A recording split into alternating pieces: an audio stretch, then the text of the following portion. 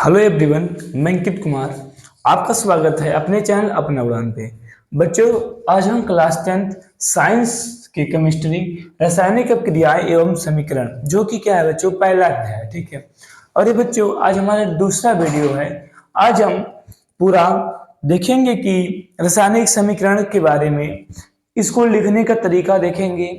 तो आज मतलब मेन हम क्या देखेंगे, रासायनिक समीकरण को लिखने का तरीका। इसको हम लोग किस प्रकार से लिखते हैं, संतुलित करना सीखेंगे, असंतुलित समीकरण क्या होता है, इन्हीं सबको सीखेंगे। ठीक है बच्चों। तो जैसे कि कल इसके पहले वाले वीडियो में मैंने आपको बताया था रासायनिक समीकरण क्या होता है। जैसे कि बच्चों एक बार फिर मैं आपको याद दिला दूं रासायनिक समीकरण के बारे में। जैसे कि हमारे पास क्या है, हाइड्रोजन, क्या है, हाइड्रोजन, हाइड्रोजन प्लस क्या है, ऑक्सीजन, क्या है, ऑक्सीजन, ऑक्सीजन। ठीक है। फिर क्या बनता है बच्चों, जल बनता है। क्या बनता है, जल बनता है। ठीक है बच्चों। तो यहाँ पर देखो, तो यहाँ पर शब्द द्वारा क्या लिखा गया है, शब्द द्वारा लिखा गया है। इसे कहते हैं शब्द निरूपण समीकरण। ये क्या है, शब्द निरूपण समीकरण। देखो, मान लो कोई अभिक्रिया हो रही है, क्या हो रही है, कोई अभिक्रिया हो रही है। तो किसी अभिक्रिया में जो भी तत्व या परमाणु भाग ले रहे हैं उसको हम लोग क्या करें, उसके प्रतीकों द्वारा व्यक्त करें, उसके प्रतीकों द्वारा क्या कर दे, व्यक्त कर दें। तो क्या बनता है बच्चों, रासायनिक समीकरण। क्या बनता है, रासायनिक समीकरण। रासायनिक क्रिया में भाग लेने वाले तत्व, उसको हम लोग क्या कर दें, उसके सूत्रों या प्रतीकों द्वारा व्यक्त कर दें। ये क्या कहलाता है, रासायनिक समीकरण कहलाता है। देखो, जो रासायनिक क्रिया में भाग लिए हैं ये होते हैं अभिकारक। क्या होते हैं, अभिकारक होते हैं। इसे आपको बताया था। ठीक है, क्या होते हैं, अभिकारक होते हैं। और जो बच्चों नए पदार्थ बने ये क्या होते हैं, उत्पाद होते हैं। क्या होते हैं, उत्पाद होते हैं। ठीक है।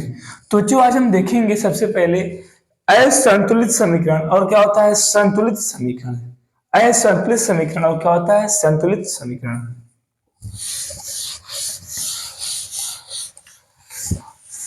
देखो बच्चों क्या होता है, जैसे कि मान लीजिए मैं यहाँ पर कोई एक अपक्रिया लिखता हूँ। ठीक है।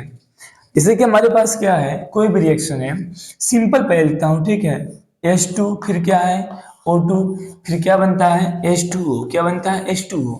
तो बच्चों यहाँ पर देखो, मैंने जो यहाँ पर रिएक्शन लिखा है, देखो यहाँ पर जो अभिकारक के तत्व हैं और यहाँ पर क्या है, जो उत्पाद के हैं। तो यहाँ पर देखो, यदि मैं आपसे कहूं अभिकारक में कितने हाइड्रोजन, तो आप क्या कहोगे, दो हाइड्रोजन। यहाँ पर कितने ऑक्सीजन है, दो ऑक्सीजन। यहाँ पर हाइड्रोजन कितने हैं, दो हाइड्रोजन। यहाँ पर ऑक्सीजन कितना है, एक ऑक्सीजन। क्या बच्चों ये बराबर है, देखो ध्यान से, जो क्या है अभिकारक में तत्वों की परमाणुओं की संख्या है और क्या है जो उत्पादों में परमाणुओं की संख्या है, तत्वों की परमाणु की संख्या है, क्या वो दोनों बराबर है, नहीं बराबर। देखो यहाँ पर हाइड्रोजन दो है, यहाँ पर हाइड्रोजन क्या है, दो है। यहाँ पर ऑक्सीजन कितना है, दो। यहाँ पर ऑक्सीजन कितना, एक क्या है, बराबर नहीं है। एक क्या बराबर नहीं है। तो यहाँ पर बच्चों जब ऐसा कंडीशन मिलेगा कि किसी अभिक्रिया में अभिकारक तथा उत्पाद के तत्वों के परमाणुओं की संख्या बराबर ना होती है, तो इस प्रकार समीकरण को हम लोग कहते हैं असंतुलित समीकरण। क्या कहते हैं, असंतुलित समीकरण, ढांचा समीकरण, कंकाली समीकरण। ठीक है बच्चों। तो सबसे पहले हम लोग देखते हैं कि असंतुलित चाहे कंकाली समीकरण क्या होता है, कंकाली अवलिक असंतुलित, असंतुलित समीकरण। ठीक है, समीकरण। देखो क्या होता है बच्चों, किसी रासायनिक अपक्रिया में, किसी रासायनिक अपक्रिया में, रासायनिक अभिक्रिया में, अभिक्रिया में अभिकारक तथा अभिकारक तथा उत्पादों के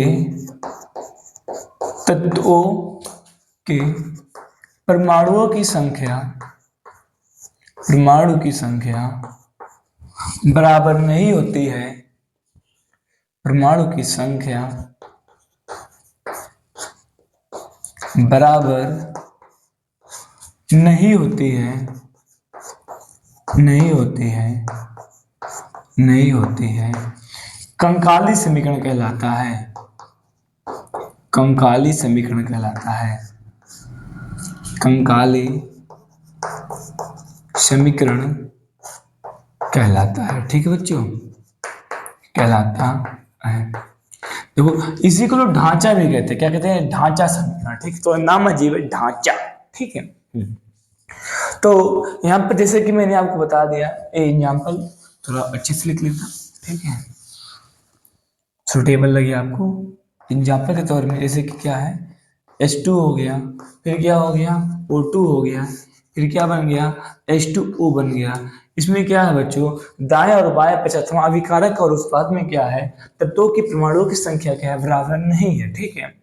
फिर बच्चों हम लोग देखते हैं संतुलित समीकरण क्या होता है। संतुलित समीकरण, संतुलित, संतुलित समीकरण, समीकरण। तो इसमें क्या होगा बच्चों, सिंपल। इसमें क्या है, तत्वों के परमाणुओं की संख्या बराबर नहीं है, इसमें क्या होंगे, बराबर होंगे, इसमें क्या होंगे, बराबर होंगे। जैसे कि यहाँ पर कितना है, दो, यहाँ पर क्या है, दो ऑक्सीजन, यहाँ पर भी कितना होगा, दो ऑक्सीजन होगा। ठीक है। तो बच्चों क्या होता है, किसी रासायनिक अभिक्रिया में, किसी रासायनिक, रासायनिक अभिक्रिया, अभिक्रिया में अभिकारक तथा, अभिकारक तथा, तथा उत्पाद के तत्वों की, के तत्वों की परमाणुओं की संख्या बराबर होती है, परमाणुओं की संख्या, परमाणु की संख्या बराबर होती है, बराबर होती है, होती है, तो क्या कहलाता है, संतुलित समीकरण कहलाती है, संतुलित, संतुलित समीकरण कहलाती है, कहलाते हैं। एग्जाम्पल के तौर में बच्चों हम लोग देखो, एग्जाम्पल H2, फिर क्या है, O2, रिएक्शन हो गया 2H2O, यहाँ पर भी लगा दो 2। बच्चों यहाँ पर देखो, अभी अब यहाँ पर कितना है, हाइड्रोजन के बारे में यदि हम बात करें बच्चों, यहाँ पर कितना हाइड्रोजन है, दो दूना चार हाइड्रोजन, कितना हाइड्रोजन है, चार हाइड्रोजन। और ऑक्सीजन के बारे में बात करें, कितना ऑक्सीजन है, दो ऑक्सीजन। और यहाँ पर देखो बच्चों, यहाँ पर क्या है बच्चों, हाइड्रोजन कितना है, चार हाइड्रोजन, कितना है, चार हाइड्रोजन है। और बात करें ऑक्सीजन के बारे में, तो दो करना में दो, कितने ऑक्सीजन, दो ऑक्सीजन है। तो देखो यहाँ पर क्या है बच्चों, दाएं और बाएं पक्ष में सभी, जैसे कि हमारे पास हाइड्रोजन हो गया और क्या हो गया, ऑक्सीजन हो गया। ठीक है, सभी परमाणुओं की संख्या क्या है, बराबर है। ठीक है, तो कितने हैं, चार हाइड्रोजन, कितने ऑक्सीजन, दो ऑक्सीजन, कितने हाइड्रोजन, चार हाइड्रोजन, कितने ऑक्सीजन, दो ऑक्सीजन। ठीक है, तो बच्चों जब बराबर होगा तो क्या होगा, संतुलित समीकरण। क्या होगा, संतुलित समीकरण। तो सबसे पहले हम बच्चों सीखेंगे कि असंतुलित समीकरण को संतुलित कैसे करें। क्या बच्चों, असंतुलित समीकरण को संतुलित कैसे करें। तो इसे आप लोग लिख लीजिए, नोट कर लीजिए या स्क्रीनशॉट मान लीजिए। ठीक है, अब बच्चों जो हमारा हेडिंग रहेगा, असंतुलित समीकरण को संतुलित करना, असंतुलित समीकरण को संतुलित करना। ठीक है, अब सीखते हैं बच्चों।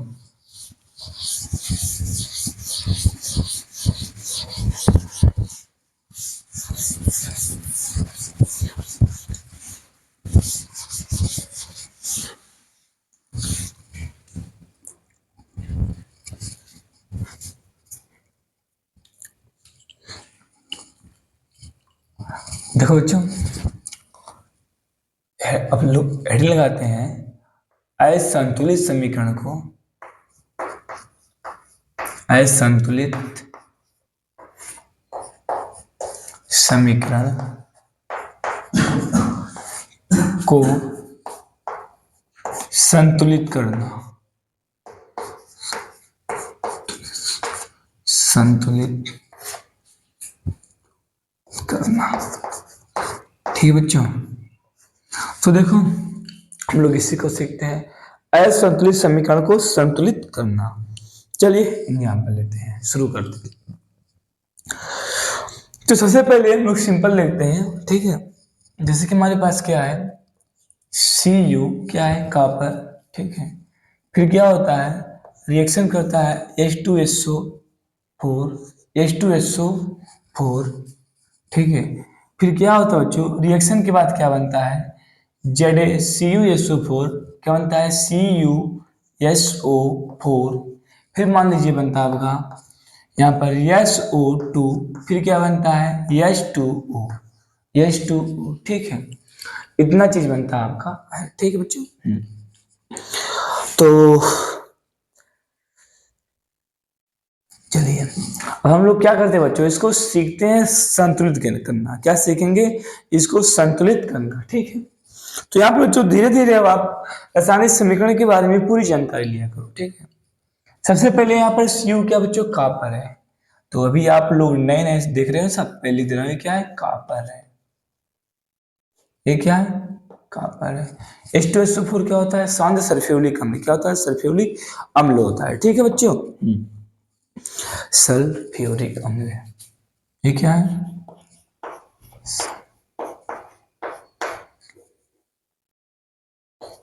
यूरिक अम्ल, ठीक है। और ये क्या है बच्चों, CuSO4, ये कॉपर सल्फेट, क्या है, copper sulphate, copper sulphate, sulphate. और ये क्या है बच्चों, सल्फर डाइऑक्साइड। ये क्या है, सल्फर, देखो यहाँ पर दो है, देखो जब यहाँ पर दो है बच्चों, दो ऑक्सीजन, तो हम लोग दो ऑक्सीजन को कहते हैं डाइऑक्साइड। क्या कहते हैं, डाइऑक्साइड। यदि एक ऑक्सीजन तो उसे कहते हैं मोनो ऑक्साइड। क्या कहते हैं, मोनो ऑक्साइड, ठीक है। क्या है, सल्फर, सल्फर,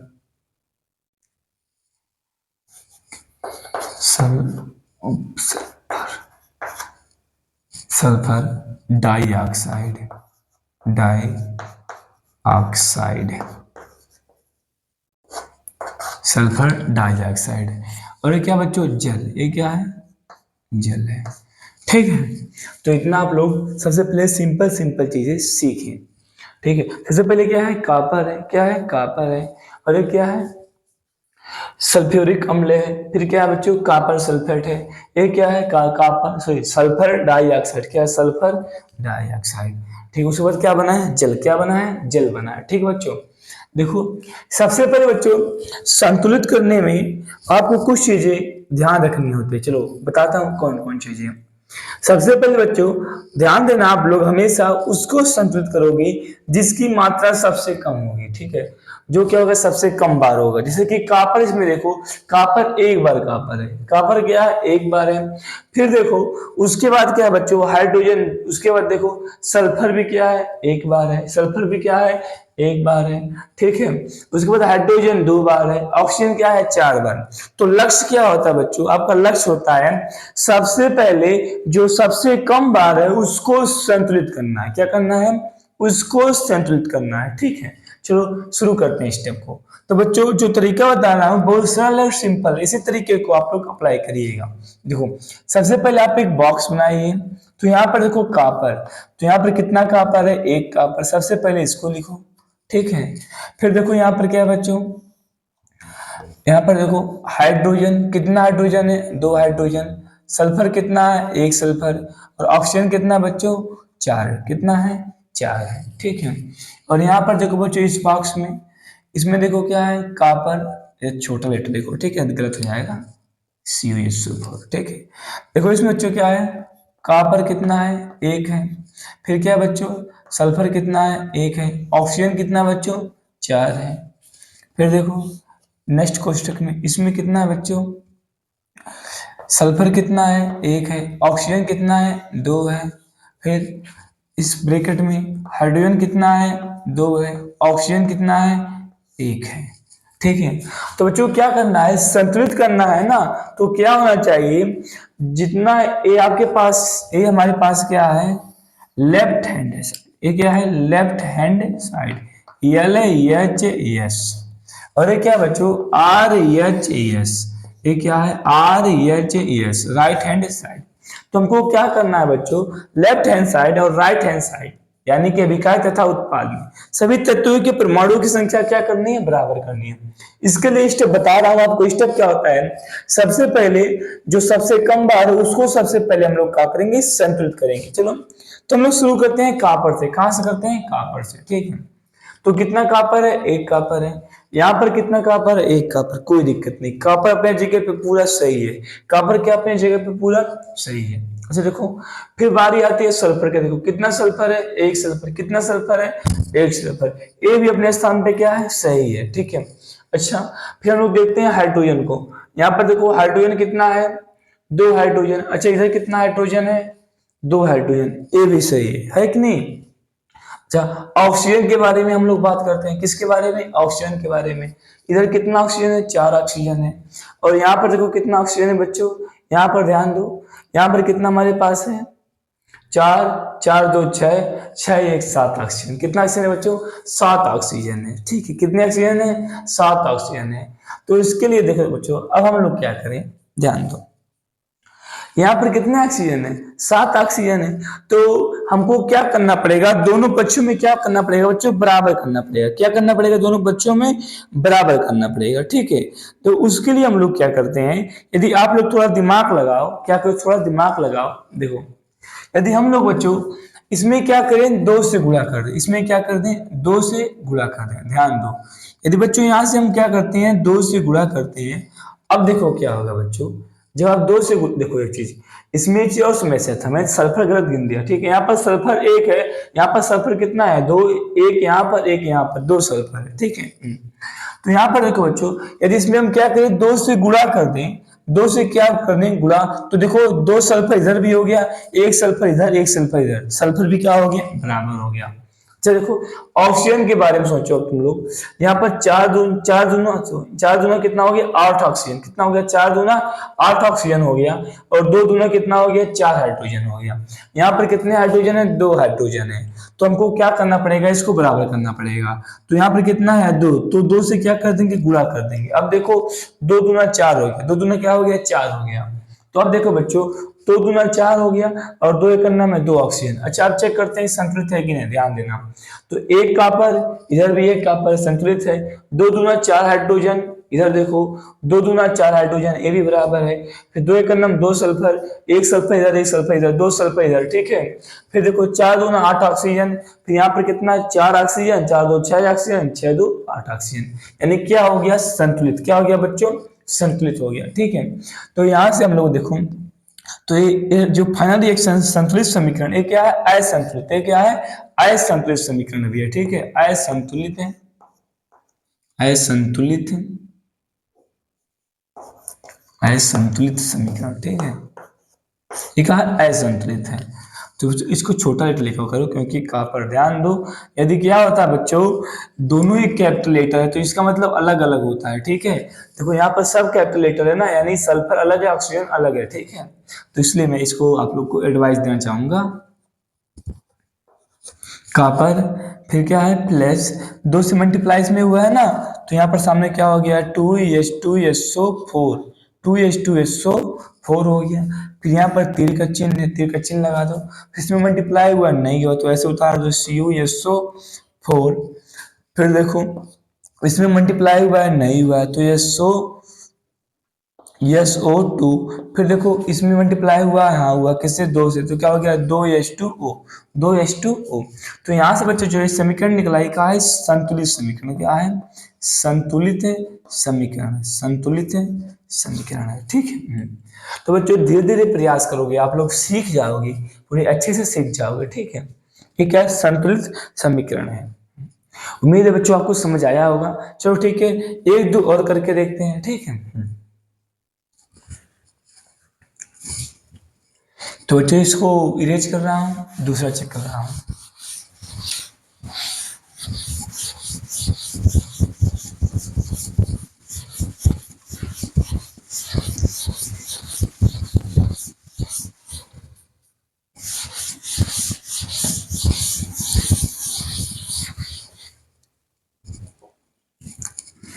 देखिए बच्चों, जैसे कि मान लीजिए हमारे पास क्या मीथेन गैस है, एक क्या CH4, एक क्या मीथेन गैस, एक क्या बच्चों मीथेन गैस है CH4, इसे क्या कहते हैं मीथेन, ये क्या है मीथेन है। ठीक है, जब हम लोग क्या करते हैं इसको ऑक्सीजन की उपस्थिति में जलाते हैं, क्या करते हैं ऑक्सीजन की उपस्थिति में जलाते हैं, तो क्या बनता है CO2, फिर क्या बनता है जल, फिर क्या बन रहा है जल बन रहा है। ठीक है, और बच्चों उसमें भी निकलता है, ठीक है, उसके लिए बात नहीं करते हैं। ठीक है, तो यहाँ पर बच्चों एक क्या है ऑक्सीजन, एक क्या है ऑक्सीजन, ऑक्सीजन, और ये क्या है कार्बन डाइऑक्साइड, ये क्या बच्चों carbon dioxide, carbon dioxide, carbon dioxide, और ये क्या बच्चों जल, ये क्या है जल। ठीक है, तो बच्चों यहाँ से देखें तो हम लोग संतुलित इसको करते हैं, तो सबसे पहले बॉक्स बनाएंगे जैसे बताया हूँ आपको, कितना कार्बन एक कार्बन, कितना हाइड्रोजन चार हाइड्रोजन, बॉक्स बंद। फिर नेक्स्ट बॉक्स, यहाँ पर कितना ऑक्सीजन दो ऑक्सीजन, बॉक्स बंद। ठीक है, फिर इधर आते हैं इस साइड में, यहाँ पर देखो बच्चों कितना है, कितना कार्बन एक कार्बन, कितना ऑक्सीजन दो ऑक्सीजन। फिर इस बॉक्स में देखते हैं कितना हाइड्रोजन दो हाइड्रोजन, कितना ऑक्सीजन एक ऑक्सीजन। देखो बच्चों इसको क्या करना है बराबर करना है। सबसे पहले देखो सबसे कम किसकी संख्या है, तो सबसे पहले किसकी संख्या बच्चों कार्बन, इसके साथ कौन है हाइड्रोजन भी है, तो कार्बन क्या है बराबर, यहाँ पर भी क्या है कार्बन क्या है बराबर है, तो सबसे कम के साथ कौन है हाइड्रोजन, हाइड्रोजन को चेक करो यानी कि, तो बच्चों यहाँ पर कितना हाइड्रोजन, कितना हाइड्रोजन है चार हाइड्रोजन, यहाँ पर कितना हाइड्रोजन है दो हाइड्रोजन, हमको इसको क्या करना है चार हाइड्रोजन, तो क्या करेंगे दो से मल्टीप्लाई कर देंगे, दो से क्या कर देंगे मल्टीप्लाई कर देंगे। अब क्या हो गया बच्चों दो हाइड्रोजन, कितना हो गया दो हाइड्रोजन, सॉरी दो दूना चार हाइड्रोजन। अच्छा ऑक्सीजन की बारी आती है, कितना ऑक्सीजन दो ऑक्सीजन, दो ऑक्सीजन दो से मल्टीप्लाई हो गया चार ऑक्सीजन, इधर कितना हो गया चार ऑक्सीजन हो गया, इधर कितना है दो ऑक्सीजन, यानी कि दो से मल्टीप्लाई कर देंगे क्या हो जाएगा चार ऑक्सीजन। अच्छा आप चेक कर लेते हैं। ठीक है, तो बच्चों यहाँ पर हम एक सिंबल लगाते हैं, मतलब बराबर अपने समझने के लिए। ठीक है, हम लोग सिंबल लगाते हैं कि दोनों को बराबर करना है। ठीक है, तो इसका उपयोग न करो बाकी अच्छा ही रहता है, बस अपने समझने के लिए करना चाहिए। ठीक है, तो कितना कार्बन एक कार्बन, देखो कितना हाइड्रोजन चार हाइड्रोजन, दो दूना चार हाइड्रोजन, कितना ऑक्सीजन दो दूना चार ऑक्सीजन, दो ऑक्सीजन दो दो चार ऑक्सीजन, यानी कि ये क्या हो गया संतुलित हो गया। तो बच्चों इसमें मल्टीप्लाई हुआ नहीं हुआ, तो ये क्या हो गया CH4 ऐसे का ऐसा लिखा गया, फिर प्लस ऑक्सीजन में किए हो किससे किए हो दो से, तो क्या हो गया दो टू हो गया, फिर तीर का चिन्ह लगा दो, फिर क्या इसमें किए हो नहीं किए हो, तो क्या हो गया CO2 हो गया, इसमें मल्टीप्लाई किए हो हाँ किए हो दो से, तो क्या हो गया दो H2O हो गया। ठीक है बच्चों, ये भी क्या हो गया आपने संतुलित कर दिया, इसको क्या कर दिया संतुलित कर दिया। ठीक है, तो बच्चों ये सब कुछ तरीके हैं इसको करने के लिए, तो उम्मीद है कि आप लोगों को समझ आ रहा होगा। तो बच्चों धीरे धीरे हम लोग आगे भी बढ़ते हैं और स्टेप भी सीखते हैं। चलिए इसको रेस्ट करते हैं।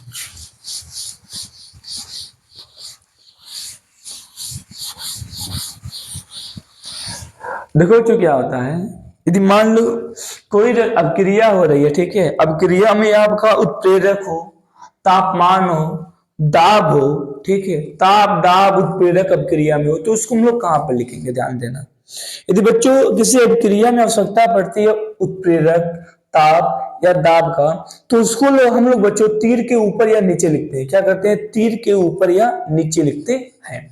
ठीक है, जैसे कि बच्चों मैं आपको एग्जांपल दे दूं, पोटेशियम क्लोरेट क्या होता है बच्चों, पोटेशियम क्लोरेट KClO3, तो बच्चों पोटेशियम क्लोरेट जो होता है जब क्या होता है मैग्नीज ऑक्साइड, क्या होता है बच्चों मैग्नीज डाइऑक्साइड, मैग्नीज डाइऑक्साइड, ये क्या उत्प्रेरक है manganese dioxide MnO2, manganese dioxide, तो क्या करते हैं बच्चों गर्म करते हैं, क्या करते हैं बच्चों गर्म करते हैं, तो क्या बनता है पोटेशियम क्लोराइड KCl बनता है, फिर बच्चों क्या बनता है ऑक्सीजन बनता है, क्या बनता है बच्चों ऑक्सीजन बनता है। ठीक है, तो बच्चों इसमें समझाने का मतलब यही है, यदि किसी भी रिएक्शन में आपको आवश्यकता पड़ रहा है ताप और दाब का, ताप और दाब का चाहे उत्प्रेरक, अच्छा बच्चे सोचेंगे उत्प्रेरक क्या होता है, उत्प्रेरक देखो बच्चों जैसे कि आप लोग देखते हो कि आजकल गांव में जब झगड़ा होता है दो तीन लोग ऐसे लगे होते हैं जो क्या करते हैं, आग इतनी चढ़ा देंगे झगड़ा और बढ़ जाएगा। जैसे कि जानते हो ना, आग में कहते हैं घी डाल दिया, आओ तेज आग जलने लगा। तो क्या होता है बच्चों, यही सेम कहानी होता है। और कुछ ऐसे भी व्यक्ति होते हैं जो आते हैं, कहते हैं यार झगड़ा बंद करो, शांत करो, ठीक है, किसी भी तरीके से। तो व्यक्ति दो प्रकार के होते हैं, कौन कौन तो जो झगड़ा को बढ़ा दे, कौन होते हैं जो क्या करें, कहते हैं हटाओ झगड़ा बंद करो, होता है ना ऐसे लोग। तो बच्चों सेम ऐसे अब क्रिया जब होती है, तो कभी कभी अब क्रिया हमको तेज कराना होता है, जो बहुत स्लो होता है, तो उसके लिए हम लोग उपयोग करते हैं उत्प्रेरक। क्या करते हैं, उत्प्रेरक का उपयोग करते हैं।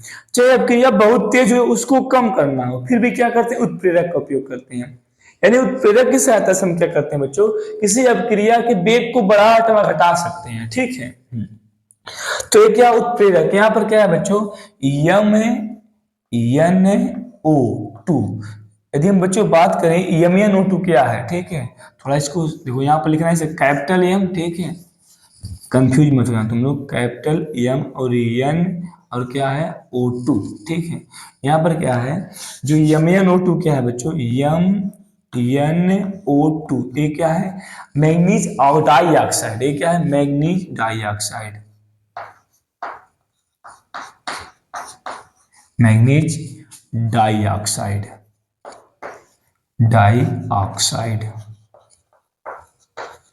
ये क्या बच्चों, मैग्नीज डाई ऑक्साइड है। ये बच्चों उत्प्रेरक है, क्या है, उत्प्रेरक,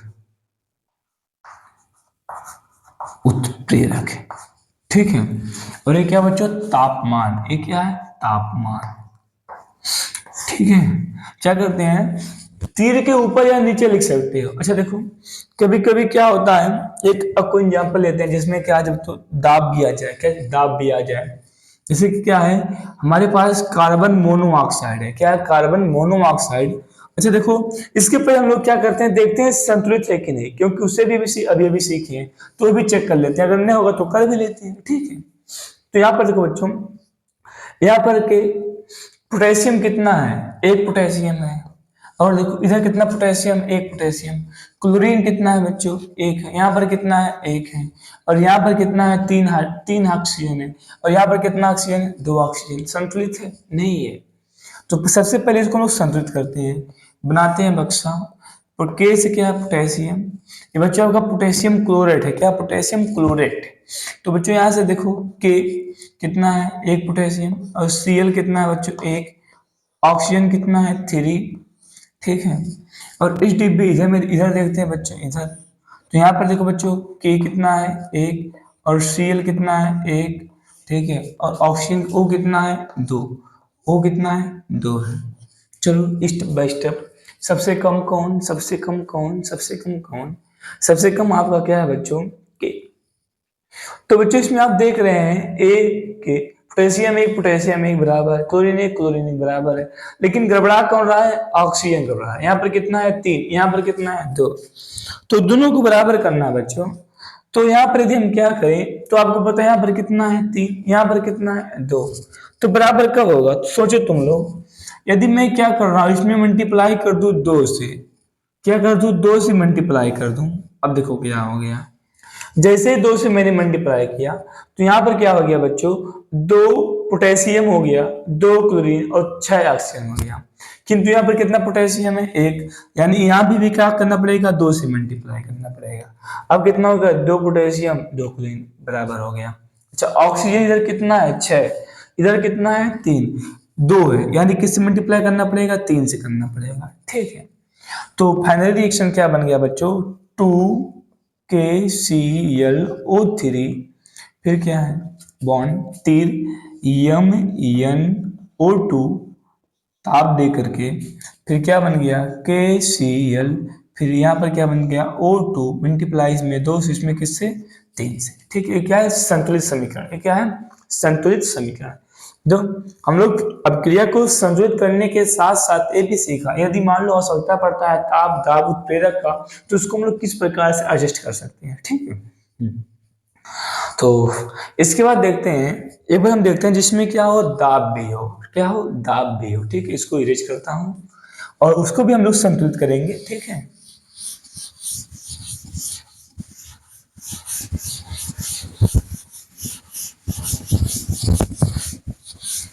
चलिए बच्चों, जैसे बच्चों क्या है हमारे पास कार्बन मोनोऑक्साइड, क्या है कार्बन मोनोऑक्साइड को बच्चों जब हम लोग क्या करते हैं पानी के साथ क्या करते हैं पानी के साथ बच्चों उत्प्रेरक की सहायता क्या उत्प्रेरक जैसे कि जिंक ऑक्साइड क्या हो गया जिंक ऑक्साइड फिर क्या होगा बच्चों क्रोमियम ऑक्साइड क्या होता है प्लस क्रोमियम ऑक्साइड CrO3 को क्या करते हैं बच्चों 300 डिग्री सेल्सियस तापमान पर कितना 300 डिग्री सेल्सियस तापमान पर और 340 वायुमंडलीय दाब एटीएम एटमॉस्फेरिक प्रेशर ठीक है एटमॉस्फेयर ठीक है एटमॉस्फेरिक प्रेशर वायुमंडलीय दाब पे जब हम लोग क्या करते हैं बच्चों यहाँ पर 340 एटीएम है क्या है एटीएम एटमॉस्फेरिक प्रेशर ठीक है तो बच्चों यहाँ से क्या होता है जब हम लोग इसका रिएक्शन करते हैं तो हमारे पास क्या बनता है CH3OH ठीक है CH3OH तो यहाँ से बच्चों यदि हम देखें तो सबसे पहले सबका नाम इसके क्या है कार्बन क्या है कार्बन कार्बन मोनो अच्छा अच्छा मोनो शब्द कब लगेगा जब अकेला कार्बन रहता है ठीक है तो जब कुछ अकेला रहेगा तो क्या लगेगा mono carbon mono oxide carbon mono oxide जब अकेला कार्बन तो क्या कहोगे mono oxide carbon mono oxide इसी तरह कार्बन मोनो ऑक्साइड ऑक्साइड ठीक है और ये क्या है हाइड्रोजन इसके हम तुम लोग को पता है हाइड्रोजन ठीक है और क्या है बच्चों ये मिथेनॉल ये क्या है मिथेनॉल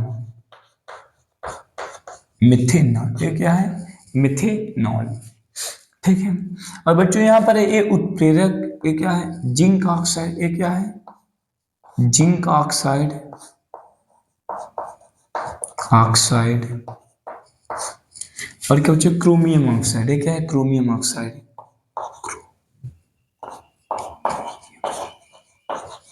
ऑक्साइड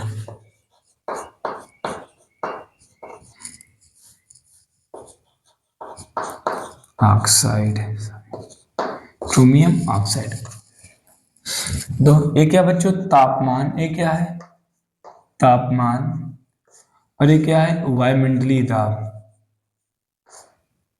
तो ये दाब है मिलता है सिंपल दाब करो ठीक है क्योंकि ये वायुमंडलीय दाब कहना बेकार है ठीक है क्योंकि 340 एटीएम अधिक है वायुमंडलीय दाब से एक क्या बच्चों दाब है तो यहां से बच्चों हमने देखा कि जब दाब भी लिखना होता है इस प्रकार मैं उसको तीर के ऊपर यहाँ पर देखो तीनों चीजें दाब है ताप है ठीक है और उत्प्रेरक है ठीक है सबको आप इस प्रकार एडजस्ट करके लिख सकते हो तीर के ऊपर या ऊपर नीचे करके लिख सकते हो अच्छा देखते हैं बच्चों क्या है संतुलित है यदि संतुलित नहीं होगा तो इसको करेंगे नहीं होगा तो क्या करेंगे इसको संतुलित करेंगे ठीक चेक करते हैं तो देखो बच्चों इसके लिए डब्बा कै कार्बन एक कार्बन कै ऑक्सीजन एक ऑक्सीजन डब्बा बंद फिर इस डब्बे में कै हाइड्रोजन दो हाइड्रोजन फिर इधर आते हैं कै कार्बन एक कार्बन कै हाइड्रोजन तीन हाइड्रोजन कै ऑक्सीजन एक ऑक्सीजन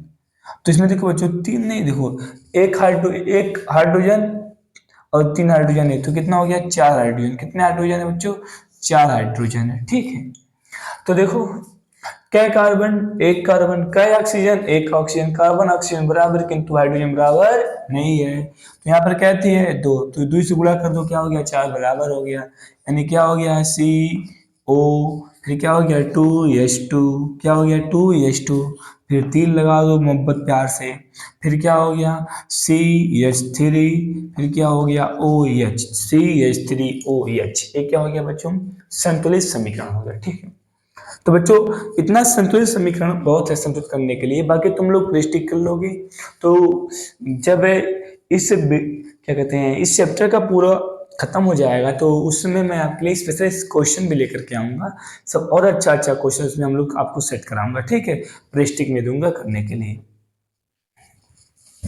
तो बच्चों इसको इरेज करते हैं ठीक है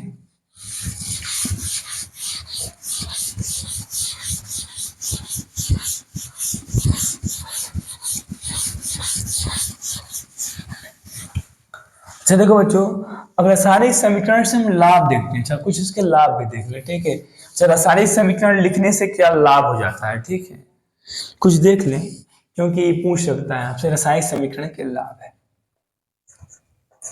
रासायनिक रासायनिक समीकरण के लाभ है, ठीक है बच्चों।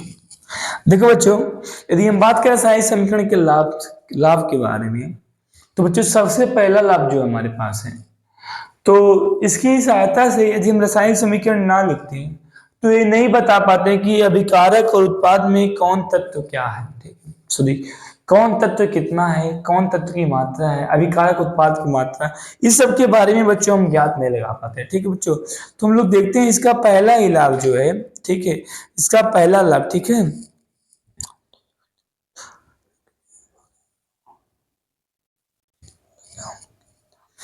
इससे सबसे पहले क्या होता है, पहला लाभ हम कह सकते हैं रासायनिक अभिक्रिया में रासायनिक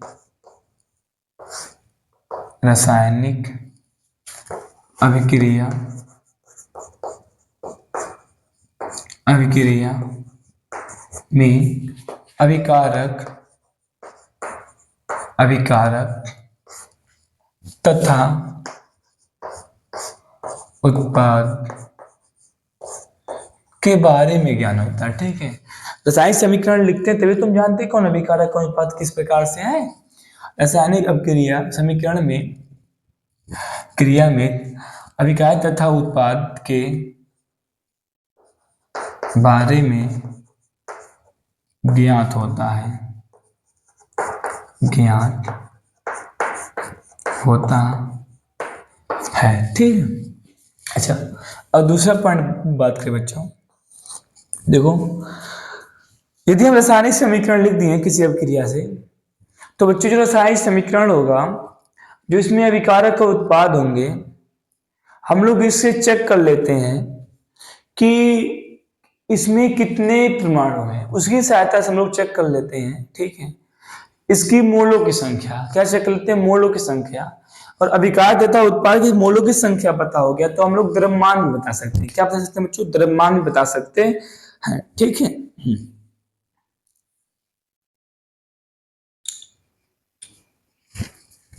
तो बच्चों क्या होता है, इससे इससे अभिकारक अभिकारक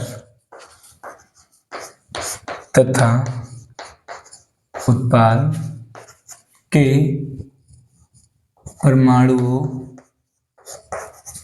के बारे में पता चलता है, बारे में पता चलता है, पता चलता है, जिससे जिससे जिससे क्या होता है, जिससे जब क्या हो गया, उसके परमाणु के बारे में हम लोग को पता हो गया, तो उससे हम लोग क्या कर सकते हैं, उसके द्रव्यमान के बारे में बता सकते हैं, जिससे उसके द्रव्यमान के बारे में ज्ञात लगाया जा सकता है, जिससे उसके द्रव्यमान को उसके द्रव्यमान को मान को ज्ञात कर सकते हैं, ज्ञात कर सकते हैं, ठीक है। और देखो बच्चों क्या होता है, तो इसमें देखो सबसे पहले सुनो, मोस्ट इंपॉर्टेंट बात, सबसे पहले इतना बात तुम लोग एक बार देख लो ध्यान से, फिर मैं आपको बता रहा हूँ मोस्ट इंपॉर्टेंट बात क्या बात है, ठीक है।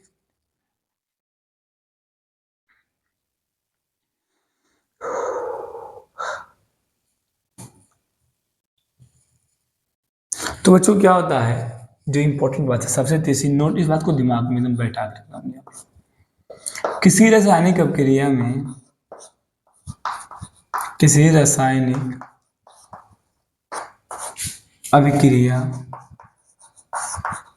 अभिक्रिया में किसी रासायनिक अभिक्रिया में अभिकारक अभिकारक अभिकारक तथा उत्पाद उत्पाद के परमाणुओं का द्रव्यमान सदैव बराबर रहता है। उत्पाद के परमाणु का द्रव्यमान बराबर रहता है, बराबर रहता है। क्या होता है? जो द्रव्यमान संरक्षण का पालन करता है, जो द्रव्यमान